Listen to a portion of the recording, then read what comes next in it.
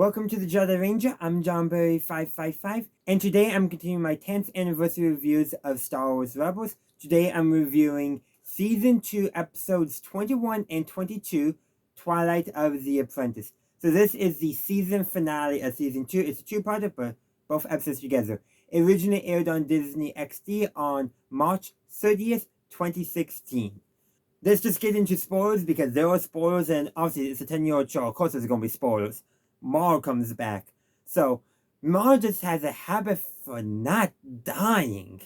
Okay, to be fair, we just saw him be captured by Palpatine in the Clone Wars, and then the Son of Dathomir comic had him be broken out of prison, and then that's about it. We don't see much after that, though.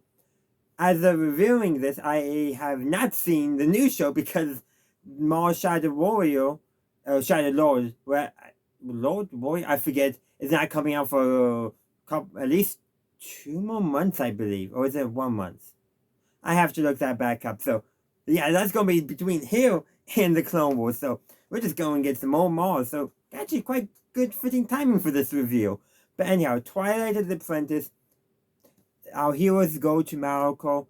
Ezra touches something he shouldn't have, and they fall and they discover a Sith temple. And actually, before I talk too much more, I want to talk about how the Sith temple is designed. It's a pyramid, which I think which is very representative of Sith power structures.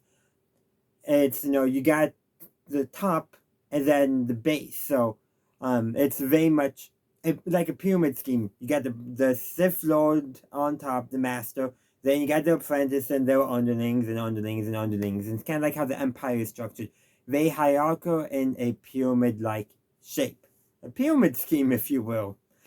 Imagine if the Sith Order was just a pyramid scheme that got out of hand. That would be hilarious. But I wanted to contrast this with some of the other like Jedi temples we've seen, which are more likely to be designed with not necessarily organically, but to fit into the environment better. Sometimes it's still obvious, and then you got it's not a pyramid per se, but it's kind of pyramid-ish for the Jedi Temple on Coruscant. But Jedi temples seem to be much more built into the environment. The Lasar Jedi Temple is a perfect example of this. Where the Sith Temple on Morocco, it's a very angry-looking pyramid. Doesn't help that it's black and red, which are colors people generally associate in Star Wars, especially with Sith and anger and all that. But anyhow, Ezra actually finds a lightsaber and realizes that there was a battle here, which Ahsoka and Kanan were aware of because they learned about it in the Jedi Temple. Basically, there was a battle between the Jedi and Sith there, and the conclusion that no one won. So something happened there, something turning them all into dust. But eventually, they do come across an Inquisitor, a new one we haven't seen before. Ezra gets separated and he bumps into Maul, who is, well, acting crazy, but not crazy, as we see later on in the episode. Basically, Maul's entire MO is actually true. For one, he wants to get the power in the temple because he wants to enact his revenge against Palpatine and Obi-Wan if he can find him, though he knows how to find Palpatine, so that's probably who's foremost on his head. Probably Vader as well, because, Vader is what Maul thought he was going to become, Palpatine's right-hand man and attack dog. But he also is trying to turn Ezra to the dark side, to make Ezra his apprentice. And this episode leaves a lasting impact on Ezra. He still has the Sith Herocon, and at the very end of the episode, we see him open it. We don't see anything come of it yet, but he does do that. He has been tempted by the dark side, which is exactly what Maul wanted to do. And actually, Twilight of the Apprentice is, I think, a very fitting title for this episode because of everything that we see here. But to talk about that, we gotta talk about the rest of the episode. So, eventually, the 2 Inquisitors we've been seeing all season eventually show up as well to rescue the Inquisitor that was on this planet that when Ahsoka and Kanan captured him. And eventually, everyone's fighting everyone. Well, the Inquisitors are fighting Kanan, Ahsoka, Ezra, and Maul. Though after all the Inquisitors are defeated, that's when Maul turns on our heroes, blinding Kanan and doing Ahsoka. Ahsoka eventually goes up to duel Vader to save, Ezra from Vader after Ezra activated the temple. And then Kanan not regains his sight, but he's able to get up, find his lightsaber. He finds a old Jedi Temple guard mask and puts it on, and he very handedly defeats Maul, throws him off the side of the Sith Temple. I mean, it works. Now, Maul does get away. But, hey, at least Maul's not a threat for the time being. And he goes up to help Ezra remove the holocron from the Sith Temple so that way they can deactivate it, and then it starts collapsing while Ahsoka is fighting Vader. Vader tries to steal it, and Ahsoka distracts Vader. Also, too, the voice of the holocron of the temple is the same voice actress as who voices Asajj Ventress, which is just interesting. No greater meaning, though. I just thought I should share it. So, lots of stuff happens, and eventually they escape. Ahsoka, though, does not escape. She and Vader are still dueling when the temple explodes and collapses on them.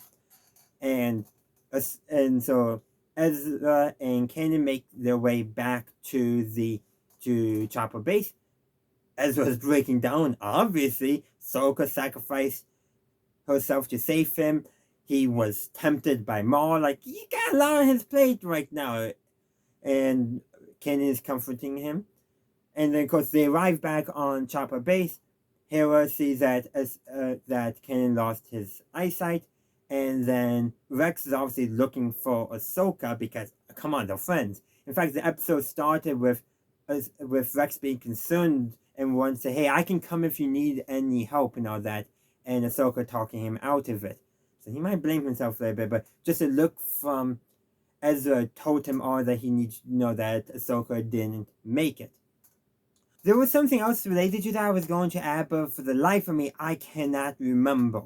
But that's alright, because there's another thing I would like to talk about, and that's being Ahsoka and Vader specifically. Like I said, Vader shows up, and by the way, when he shows up, he's standing on top of his TIE fighter, piloting it with the Force, and likely using the Force to make his cape flutter. Though, considering he is kind of going down, so there actually might be a little air resistance coming up, so maybe he didn't need to use the Force to flutter his cape. But come on, he is 100% over-farming there. Just the fact that he decided, you know what, I want to make an entrance. I'm going to ride on top of my TIE fighter. He may have claimed he destroyed Anakin in this episode, but man, is he still acting like Anakin, being a bit of a diva. But no, but actually, he claims he destroyed Anakin because Ahsoka literally says, brings up, like, I forget the exact wording, but very similar to, I would say, how Obi-Wan approaches his conversation with Vader in the Kenobi show. In fact, those two events are only chronologically like only 2 or 3 years apart. But in both of them, Vader says that he destroyed Anakin, that Anakin is no more, that he's disassociating himself from his time as Anakin. And Ahsoka, of course, is like, prodding a little bit to see if Anakin is still in there. In fact, at one point, she cuts Vader's mask and you can see Anakin's eyes and eyebrows, oddly enough, even though in Return of the Jedi, Vader doesn't have eyebrows. Oversight, I guess. Or because it's animation and to help the expression of the eyes, they decided to include the eyebrow because that makes it easier to express the eyes in animation. Sometimes that's things that they do. Kind of like how in last episode they made the spider creatures 6 legs instead of 8 because of easier animation. It happens. But another thing with that is right after she sacrifices herself to save Ezra, she force pushes him away. And she tells Vader that she will not leave him this time, like she left him in the Clone Wars. Though actually, when they wrote this episode, that was most likely calling back to the end of Season 5 of the Clone Wars. However, they did know about the Siege of Mandalore, which it was, even though not done, was effectively canon when this was written, even though they had not done any stories yet. They knew it was going to happen, that Ahsoka was going to be there. But the thing is, once they made it, Ahsoka and Anakin's last meeting was actually right when Ahsoka went to Mandalore and Anakin went to rescue the Chancellor, which actually is referenced. which I do think is interesting because that's not Ahsoka leaving Anakin. It's more of the events that forces them to part ways. However, the end of season 5 is what this episode is specifically calling out, which I think is when the true is the event was she left him, where it makes more sense, because that's when she left the Jedi, when she was no longer his Padawan. Much more impactful for Anakin's psyche, for lack of a better term. Negatively impactful, mind, but still impactful. But that brings me to something else. Like I said at the end of the episode, there was something I couldn't remember earlier. Well, good thing I rated now, because it makes more sense to talk about now after Ahsoka and Anakin's duel, is that, so the temple explodes, everyone gets out, right? Yeah, everyone does. We see Maul flying away in a stolen TIE fighter from one of the Inquisitors. Vader is limping his way out of the temple. And then the very last shot, well, is Ahsoka walking down steps further into the temple. So, I did not notice that my very first watch 10 years ago. I have obviously noticed it now. And a big, there was a lot of speculation about what does that symbolize? What does that mean? 10 years ago, and I would say still a little bit today. Though, a later episode in season 4 does change this calculus a little bit. One speculation was that Ahsoka survived. Another speculation was that it was not real, it was symbolic of her descending into the underworld.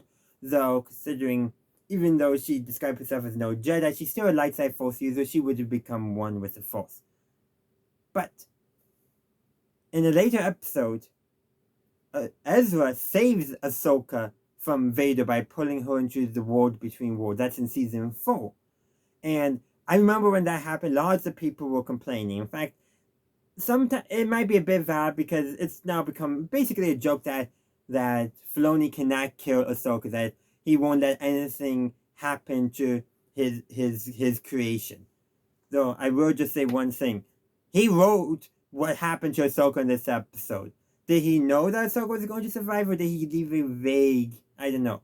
But the owl convo bird that associated with the Darth Morse appears in this episode when Ahsoka near the beginning and at the end of actually the last episode too, but also after the fight scene, flying away.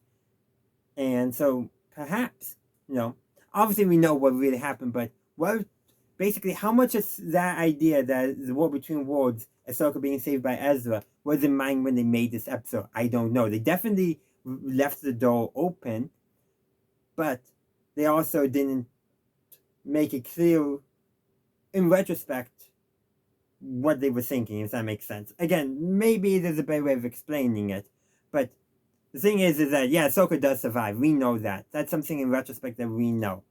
But we did not know that at the time. We thought this was Ahsoka's death. Even with the last scene, many of us, I think, decided it was probably more metaphorical rather than anything else. Though, again, becoming one of the Force, you wouldn't see them descending down. You would see them the body just vanish typically. And that's not what happened. So you can see why, in retrospect, they might have had this in mind. But that actually reminds me of another thing, too. Because we all saw Ahsoka die, this was a very emotional episode. It was emotional for Rex. It was emotional for me rewatching it. I know Ahsoka's fine. I know what happens. I've watched the Ahsoka series. We all have, probably. I got my review on my channel if you would like to check it out for the first season of it. But I still teared up.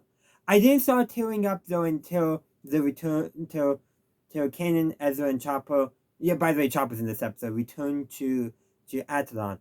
And it's specifically when Rex realizes it. I was starting to tear up before, but it was when Rex realized it. Because the thing is that was the thing is, he doesn't know. I felt his pain and all that. Also, he hasn't, to my knowledge, he hasn't appeared in the Ahsoka show yet, so he's still in the dark about whether Ahsoka survives or not. In canon, he still doesn't know. I hope he finds out, just so he feels a little bit better. Just don't tell him Anakin became Vader. That would break his heart. But I think Ezra might know after this episode.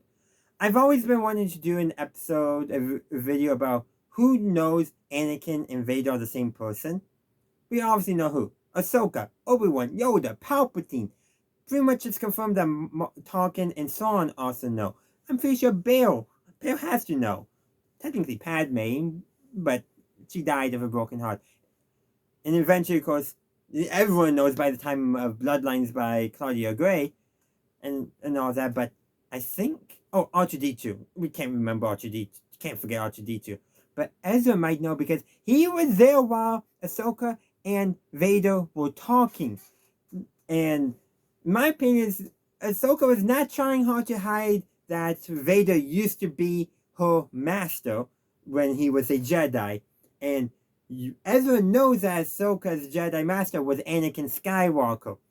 He might be able to put two and two together. He just might. I don't think that was the intention, but that's the implication I picked up when watching this. But now we also have addressed, what does the title mean? Twilight of the Apprentice. Because we got 3 apprentices here. No, seriously. Maul, the former apprentice of Palpatine, of Darth Sidious.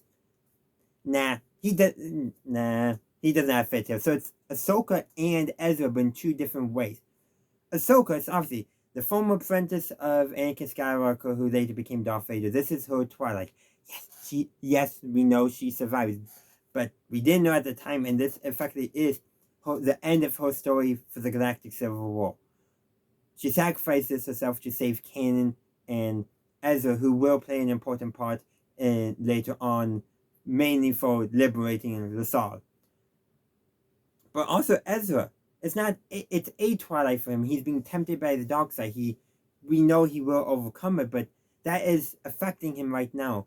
It's a Twilight for him. Kind of connects with the sunsets that we had in the last episode. What's after sunset? Twilight. So, I think there's definitely very much strong symbolism there. And I do think the Apprentice and Twilight Apprentice is primarily referring to Ahsoka, but it's also referring to Ezra. He's growing up, he's becoming stronger in the Force, but at the same time, he's being tempted by the dark side, a Twilight on his own apprenticeship, if you will. You can even mention Vader. He's the apprentice of Palpatine. There's not too much going on there Twilight-wise for him, but yeah. Even more, like I said, former apprentice of Sidious. Hard to say that this is a Twilight for him anyway, but we could probably speculate and come up with something. But ultimately, it is referring to jointly Ahsoka and Ezra, predominantly referring to Ahsoka and her death in this episode, even though she doesn't really die. But that's not a fake out death. Her death has consequences, and even when Ezra saves her, she does not play any further role in this episode. It's not until her own series later on that we get to see her again. But that brings up one last point. Maul.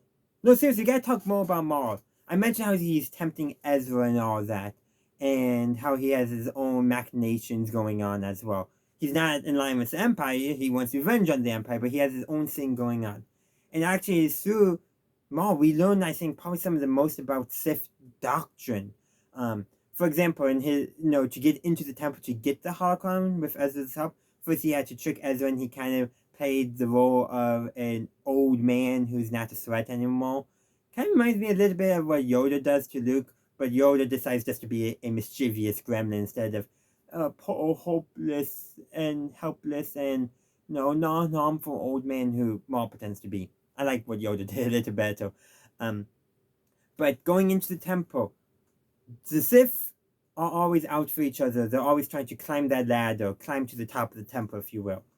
But so much of this temple's architecture is designed with 2 in mind, working together, but not.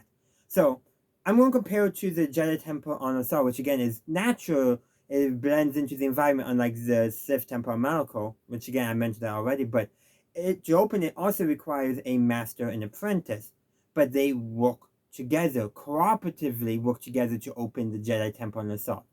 Not so much with the Sith Temple on Malachor. Yes, Ezra and Maul have to work together, but they're not cooperating. They're being forced to work together by the design of the temple, not because they actually are cooperating, like the Jedi.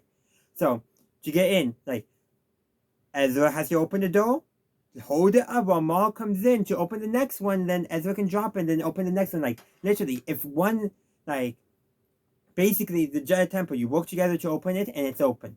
But the Sith Temple, if you don't work together, one or both of you will die. To get the Sith to cooperate, whoever designed this temple decided he has to force them to cooperate, which is not really a Sith thing, because Sith are always looking at how they can take the power from the Master, how they can overthrow the Master and become the new Lord of the Sith. That's literally what they do. So whoever designed this temple knew how Sith behaved and realized the only way for them to get the holocron to activate the weapon in the temple, which might also be a bad station, is to force them to cooperate through the architectural design of the temple. Yeah, the Sith have to be forced to cooperate by architecture. The Jedi just cooperate. That's essentially my takeaway from all that. But no, it is really true. It does reveal a lot. Maul talks a lot about Sith power too, seeking, knowledge is power, which a lot of people actually do believe, but, specifically, you seek knowledge to gain its power, not necessarily you seek knowledge for the sake of knowledge to better yourself. No, it's for the power that's there. He's seeking the temple for power. In his tempting of Ezra, he talks about power to save yourself, power to save your friends. Very much, power, not helping and all that. He uses that language a little bit, but it's always to gain power. He's always talking about gaining power in his temptation of Ezra. But he's tempting Ezra using not flowery language, but language that would appeal to someone like Ezra. Again, it's very insidious, so that's a different Sith Lord. I don't know why I made that joke, I just felt like doing it. But ultimately, this is actually a really, really good episode. It has a very heartfelt moment, has some great action scenes, some just great drama, even a little bit of comedy with the Inquisitors flying lightsabers. Yeah, I remember 10 years ago people were complaining about that. I don't know, but when they said they fly now in The Rise of Skywalker, people made fun of that, but I always interpret that as they fly now meaning, oh great, they're flying now. In the moment, not in general. But here, Ezra could have said, they fly now? And we would have been like, yeah, they fly now. What's going on with that? It would have been better in this episode than in Rise of Skywalker. Especially with how the tones. Honestly, in Rise of Skywalker, they should have gone more of a frustrated, sarcastic tone rather than a surprised tone like they did. My opinion. But honestly, though, the fact that the Inquisitors' blades can help them fly is really, really silly. Probably one of the silliest things in Star Wars Rebels. They didn't really need to do it. When, kind of using it to help slow you, just said, yeah, I could see that a little bit. Intimidates your weapon. But you're falling off the side of the Sith Temple. Let's just start using our helicopter lightsaber blades and start flying. That is silly. You're already coming down and you have it spinning? Sure, whatever. But the other one, yeah, a bit silly. Honestly, I bet they only did that because someone told them, hey, we need to sell more toys. Make the spinning lightsabers into helicopters so we can sell more toys. And I wouldn't be surprised if some of the creators rolled their eyes, but fine, we need to sell toys. And let's be real, toys and the merchandising has been very big for Star Wars because it has been. It's how Lucas funded the Empire Strikes Back. For the toy merchandise sales of A New Hope, or just Star Wars as it was known back then, Star Wars would have never become the franchise it is today in any form. So that's where I'm going to end this review because, yeah, I justified the most silly aspect of this episode by saying they needed to make money. Though they were going to make money anyhow. But still, that's why it was ultimate merchandising. But honestly, that's my only complaint about the episode, the helicopter spinning blades.